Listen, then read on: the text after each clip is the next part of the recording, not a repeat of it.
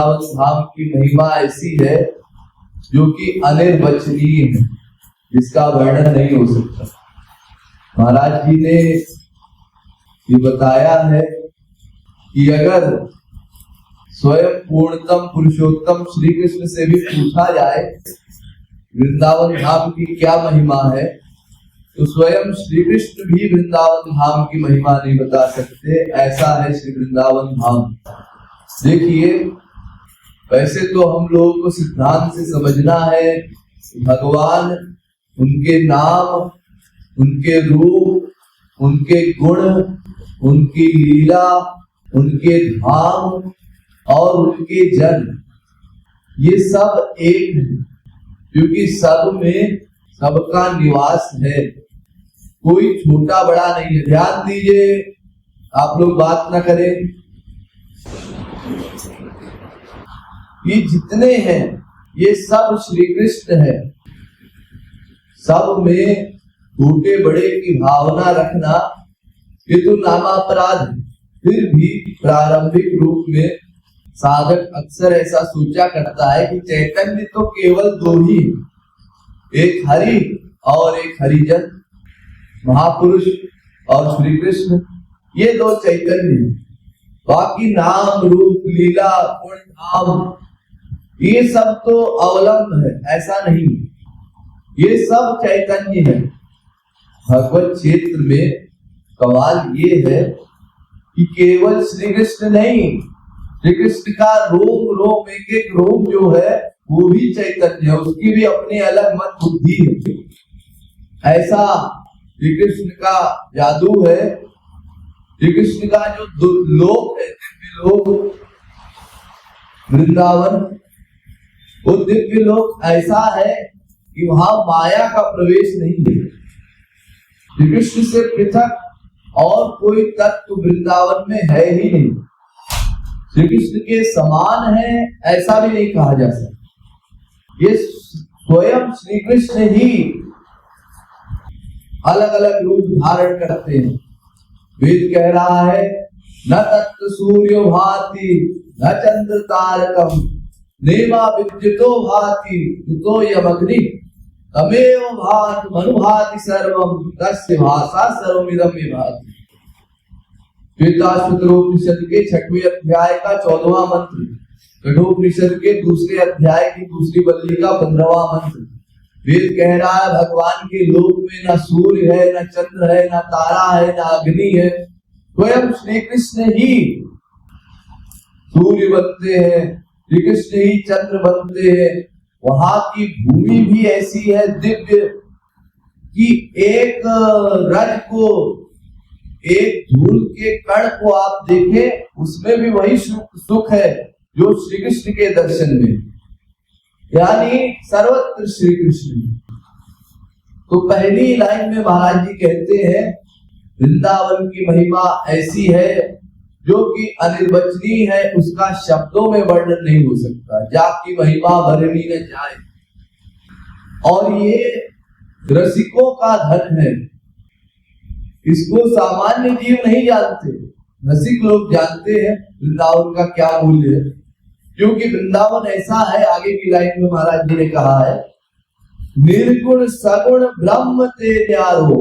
एक होता है निराकार ब्रह्म, उससे भी अलग है, और सगुण साकार भगवान यानी महाविष्णु, उससे भी कुछ पृथक रस इस दिव्य वृंदावन का है। कोटि ब्रह्म सुख जापय वारो, जहां विहरत नित प्यारी प्यारो। ऐसा रस है कि उस पर करोड़ों ब्रह्मानंद न्यौछावर किए जा सकते हैं। जहां नित्य प्रिया प्रीतम नव लीला करते हैं। लकी सुख तजी वैकुंठ गए, विष्णु गए क्षीर सिंधु सकुचाए। ऐसा रस देख करके स्वयं महाविष्णु का भी जी मचल जाए, उनके ऐश्वर्य को भी ठेस पहुंचे। ऐसा है वहां का सुख। जन का अधिक यही विपिन मझारी, के कीर ओक तन भारी। हिरत समाधि उपाधि विसारी।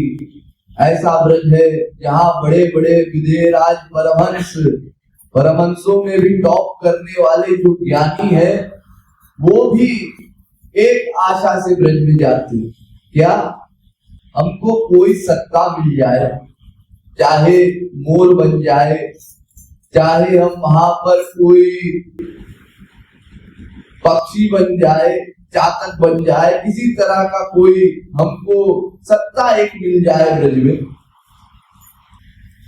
नव निकुंज सुख पुंज मंजु बिच पिय नवरस हुलसाए। वृंदावन रसिकन रजधानी जहाँ राधा रानी ठकुरानी। पांचम मुक्ति भरती जहाँ पानी। कर्मी जति ठाई कमलासी मन ही मन पछताए। यहाँ पर पांचों मुक्तियां पनिहारिन की नौकरी करती है। देखिए मुक्ति जो है 5 प्रकार की होती है। वेद व्यास जी कह रहे हैं साष्टी, सामीप्य, सालोक्य, सारूप्य और ऐकत्व, ये 5 तरह की मुक्ति है। भागवत में लिखा गया है, भागवत के 3 स्कंद के 29वें अध्याय का 13वां श्लोक, यानी भगवान की शक्तियां प्राप्त हो जाना। एक मोक्ष, ये कई लोगों को कामना होती है भगवान की पावर हमको मिल जाए। एक ये है भगवान का लोभ मिल जाए। एक ये है भगवान के पास रहने को मिल जाए। एक ये है भगवान का शरीर मिल जाए, भगवान का स्वरूप मिल जाए, जैसे भगवान दिखते हैं वैसे हम भी दिखें। और एक है एकत्व हो जाए, प्रविष्ट हो जाए जीव, उसको सायुज्य मुक्ति कहते हैं। तो रसिकों ने वैसे तो खास तौर पे इसी एकत्व मुक्ति की खराबी बताई है, इसमें दोष बताया है, लेकिन महाराज जी ने कहा है हमारा निष्कामता का सिद्धांत है, इसलिए 5 हमारे लिए बेकार, 5 वर्जित है, हमको 5 नहीं चाहिए, हम तो सेवा चाहते हैं। तो वो वृंदावन धाम ऐसा धाम है जहाँ ये 5 मुक्तियां साकार स्वरूप धारण करके पनिहारिन की नौकरी करती है। जहाँ की स्वामिनी ठाकुरानी स्वयं राधा रानी है और जहाँ स्वयं श्री कृष्ण की अर्धांगिनी महालक्ष्मी का प्रवेश नहीं है, वो हाथ मीचते बाहर बिचारी खड़ी रहती है। माया मुक्त सिद्ध सन्यासी जहाँ बनी बेली विटप सुख राशि। लय वरदान एक अभिलाषी। बड़े बड़े जो परमहंस हैं वो एक वरदान मांगते हैं। क्या वरदान मांगते हैं? उद्धव परमहंस जब ब्रज गए तो ब्रज में जाकर के देखा, अरे ये तो हमारे जितने गुरु लोग हैं, बड़े बड़े सिद्ध महापुरुष लोग, बड़े बड़े ज्ञानी लोग, ये ब्रज में पेड़ बना है, कोई औषधि बना हुआ है। किस कारण से? राधा सहचरी चरण रेणु कुड़ी कबहु पैर तनुआए। कभी कोई गोपी हमारे बगल से गुजरे तो उसके चरण की रज उड़ करके मेरे ऊपर गिरे, इस भावना से। संतत शरद बसंत विलासी, जहां शरद और बसंत इन 2 ऋतुओं का नित्य निवास। विकसित नित्य नव कुसुम सुवासी, बड़े बड़े सुंदर अद्भुत फूल यहाँ पर नित्य खिलते हैं। गुंजत भृंग मंजु मधुभाषी, यहाँ के कीड़े मकोड़े जो है वो भी प्रेमानंद के रस में सराबोर बड़े आनंद से यहाँ विचरते हैं। महाप्रलय लय नहीं जाको, जहाँ विधि बुद्धि बरमाए। जिसका लय स्वयं महाप्रलय में भी ना होता हो, महाप्रलय में भी उस गोलोक की सत्ता रहती है।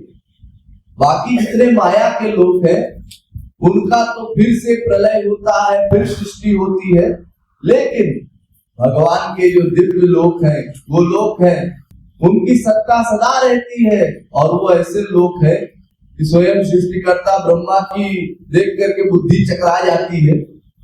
ऐसा भी कोई लोग होता है। मणिमय दिव्य भूमि पर बाकी, ललित लका कुंजन की झांकी। वो मणियों से अलंकृत दिव्य भूमि और सुंदर लताओं से शोभित कुंज, लाजत लखी नंदन छवि जाकी। एक नंदन वन है स्वर्ग में इंद्र का, वो गार्डन है। जैसे हमारे संसार में तमाम पार्क हुआ करते हैं ना, ऐसे इंद्र ने अपने सुख के लिए एक पार्क बनाया। वो पार्क बड़ा सुंदर है। उसमें जब समुद्र मंथन हुआ था तो तमाम वृक्ष निकले थे, वो सब वहां इंद्र ने लगाए हैं। लेकिन वो भी फीका है भगवान के लोक के आगे। ऐसा है भगवान का वृंदावन लोक। ताल तमाल रसाल साल जहां राधे राधे का, यहाँ का पत्ता पत्ता, आम का पेड़, बरगद का पेड़, तमाम पेड़, ये सब जहां राधा नाम गाते हैं, ऐसा है वृंदावन। जो रस वेद बिंदु नहीं पायो, जो रस स्वयं वेद की ऋचाओं को लवलेश भी प्राप्त नहीं हुआ, सो मिली अलिन गलिन बरसायो। वो रस श्यामा श्याम ने गोपियों के साथ, अपने जनों के साथ मिलकर के वृंदावन की गलियों में बरसाया। सोई जानियो जही रसिक जरायो। और इसका आभास भी सबको नहीं हुआ, इसका आभास भी उसी को हुआ जिसको उन्होंने जनाया।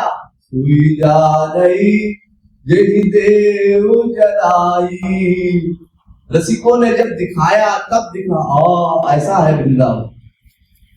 माया काल न व्यापे जामे, मोह कृपालु मन भाई। एक ऐसा दिव्य मन है, दिव्य वृंदावन है जो